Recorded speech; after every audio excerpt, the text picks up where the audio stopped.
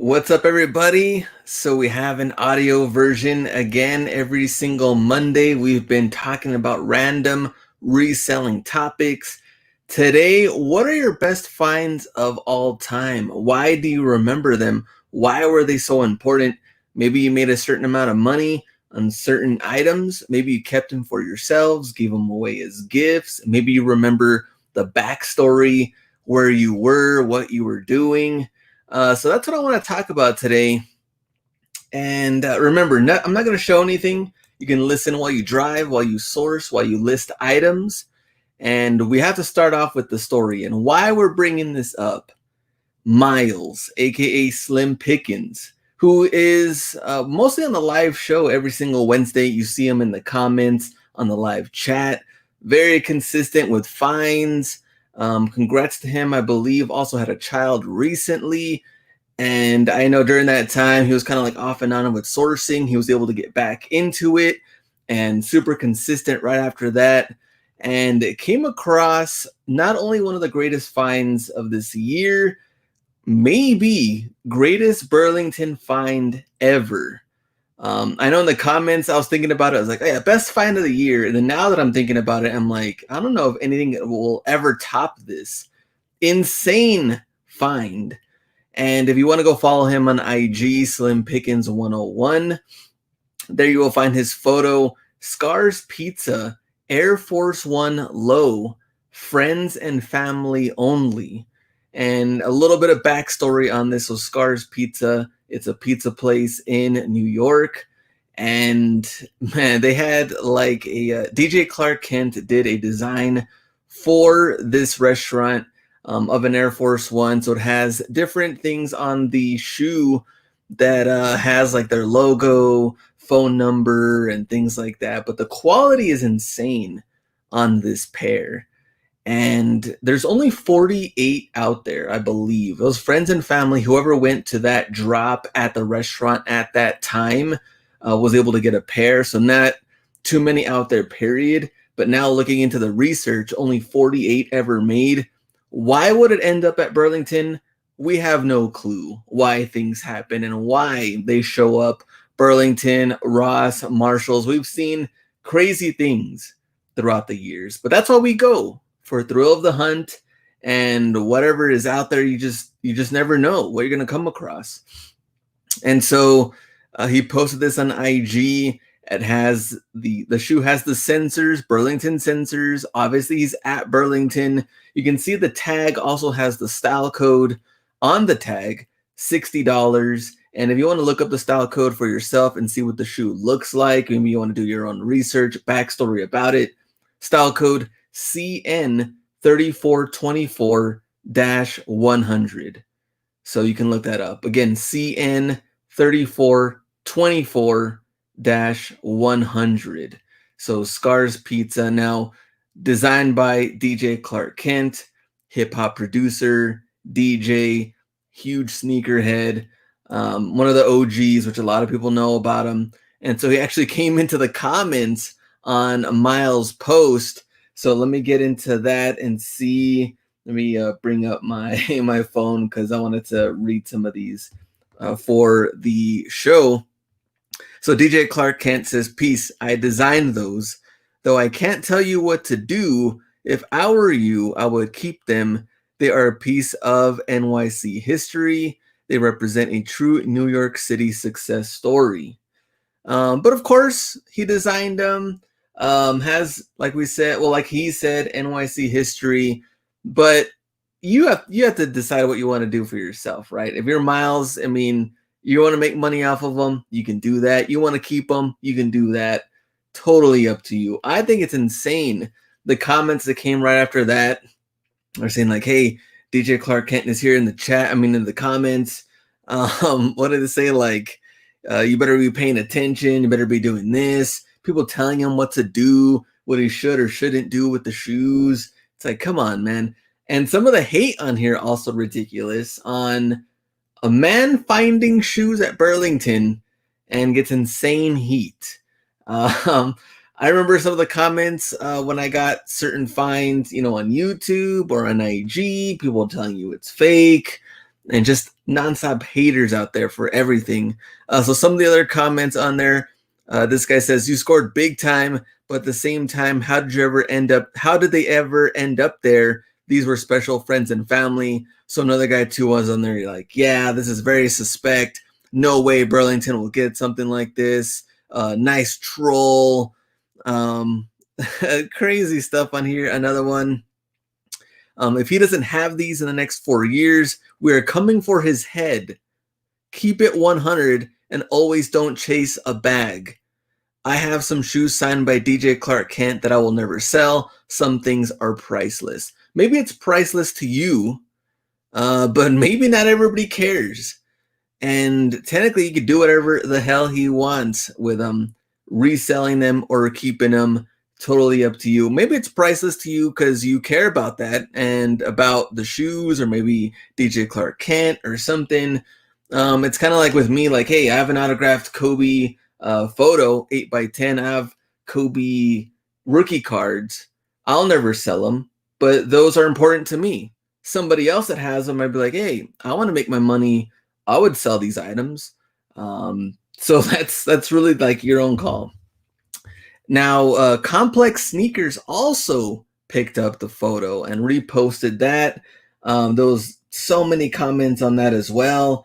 And the same thing just with people pretty much hating or just random comments on how, he's clout chasing. He's just posting things just because he wants attention.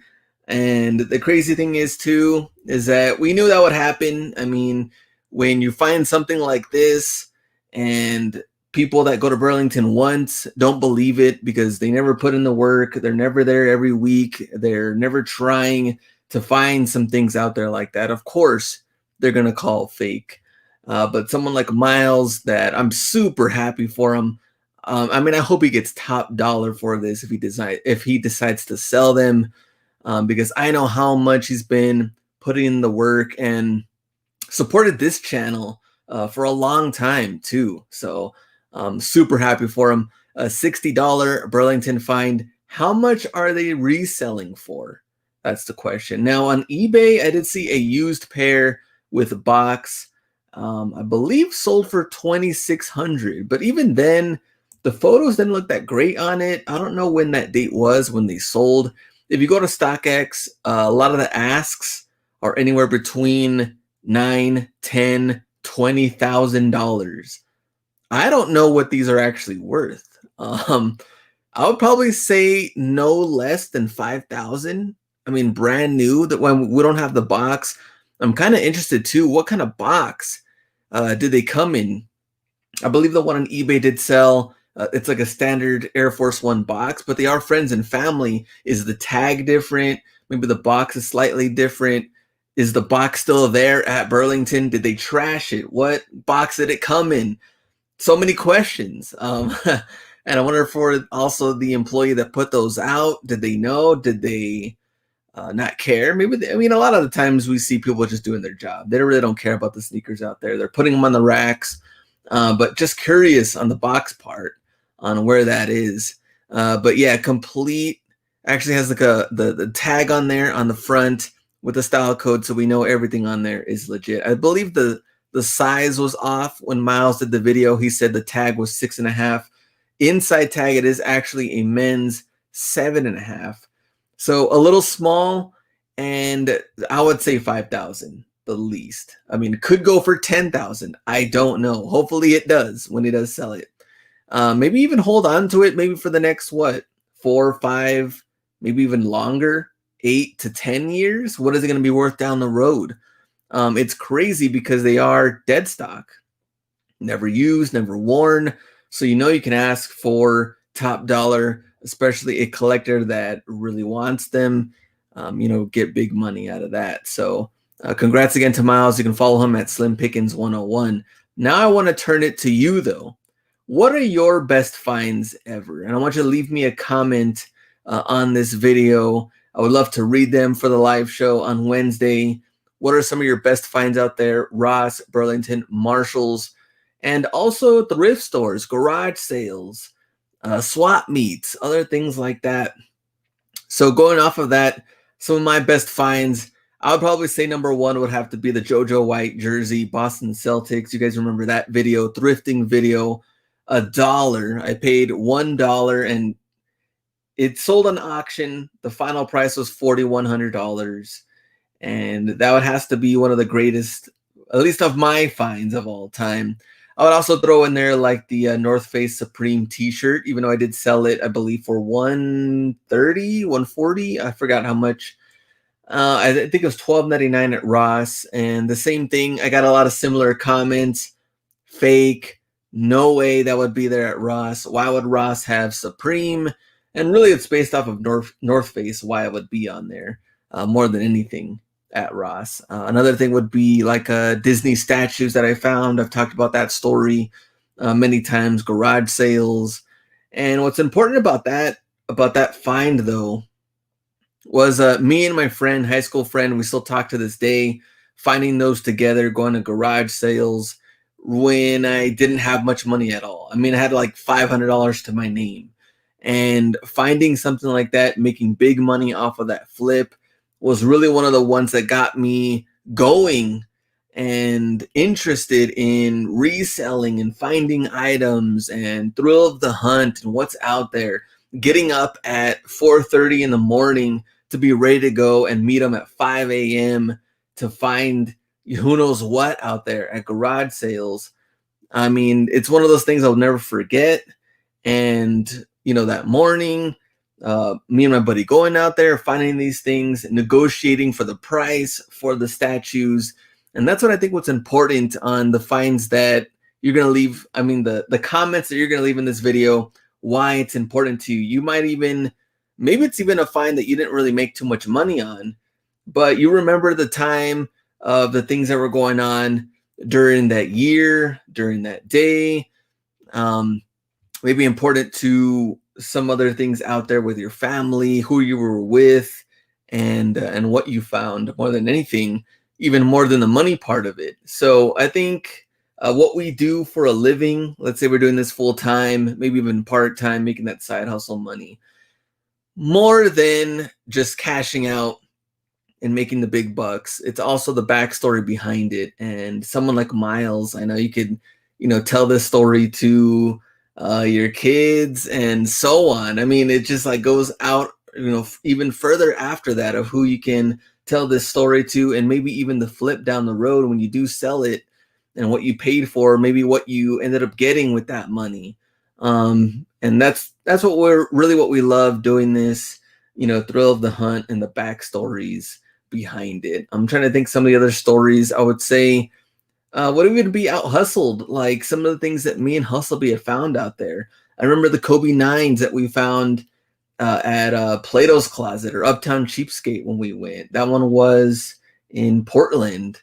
And some of the out hustles that we went to in Atlanta, we found all those cleat finds. I remember Hustleby's face during that time and how pumped, excited he was when we got that. And of course, we celebrated with Korean barbecue right after that. So stuff like that, always remember. Some of the biggest Burlington finds, though, of all time. Let's talk about that a little bit. I would say what's up there, too, would be Ross Shallington, Maximo finds, Adriana. All three of them found the off-white toddler Air Force that were out there in Volt Green, I believe. I remember being day in and day out going to Burlington, trying to find these off-white shoes, toddler shoes. How often do you go through the toddler aisle? I would ask you that question because you never know what's out there, right? And props to them for finding them, being one of the first ones to find them as well, and making the effort to go through the toddler aisle because there's a lot of people that skip. Some people skip women's. Some people skip toddlers, grade school. They only look at men's shoes and they're gone and they're out of there. Some people don't even look at the clothing. You don't know what's out there unless you put in the work and really go through every aisle, every shoe, and doing the research too, being part of it. I mean, what if Miles looked at it and was like, I really don't know what that means. With Scar's Pizza, what is that? I'm not going to look it up. I don't think it's worth anything. It's not really some of the same finds, we've been finding and seeing on IG and didn't put in the work to research it and see what it was. Because I think I mean, Scar's Pizza, I don't know what that means either. I don't think I really knew anything about this shoe because you've never really seen one out there in the wild, especially at a store, friends and family only. So if you didn't know about it, you'd have to really do the research. Some of the other Burlington finds that are out there, we remember Kobe's, a lot of Vapor Max finds. I made really good money on some Cowboys jerseys at the time. You know, salute to service. We had those authentic Des Bryant jerseys that were $20. I remember I bought like 20 or 25 of those jerseys. But man, maybe even if you don't want to follow through the comments on your greatest find of all time, what are your favorite Burlington finds of all time? And I would say here on out too is keep going out there and sourcing. And you never know what's out there, and thrill of the hunt. That's why we do it day in and day out. And we never just give up on some of those days that we don't find anything. I know those days are tough, leaving with no finds, going to multiple Burlington stores and leaving with nothing. But then the day after that, or maybe 2 days after that, you're walking away with multiple finds. And that's the way it goes. And you have to keep trying. You have to keep getting there early or finding that hot spot restock time and figuring that out for yourself instead of asking the same questions to maybe not only me, but other people on IG. What are the best restocking times? When should I go? And really, the only way you're going to find that out is by putting in the work and going in and testing out different restocking times at Burlington. Maybe you have to be there all day. Maybe you should be there all day for one whole week to see what time they're bringing out products. Maybe it is in the morning, maybe in the afternoon, maybe at night. How would you know if you're not there? So I would say do some test runs, figure that out, and try to own that store. Move on to the next store. Maybe you have 3, 4, 5 Burlington stores in your area. Test them out, figure out the times, and build that into your schedule, especially if you are full-time. Now, if you're part-time, you're kind of limited on when you can go. You kind of have to make the best of the time that you have, and maybe you do get lunchtime off. You can go at the same time. I guarantee you will still find some items. Maybe it's a restock time, maybe it isn't. But having some things out there, I think you'll definitely find something going at lunchtime. That's the way I started off too, working full time. I would just go in either at lunch or I'd go after work and make the trips to the same stores and try to figure out, when they're restocking. And I would also throw in thrifting in there, as well as Ross and Burlington. So different things you can do to try to mix it up. But hopefully you enjoyed this topic, best finds of all time, and you want to do some research on that shoe, and maybe you'll even find that shoe. I don't know how many. We said 48 pairs are out there. How did they end up at Burlington? We'll never know. But maybe you'll find one too. Doesn't mean that maybe that's the only one ever at Burlington.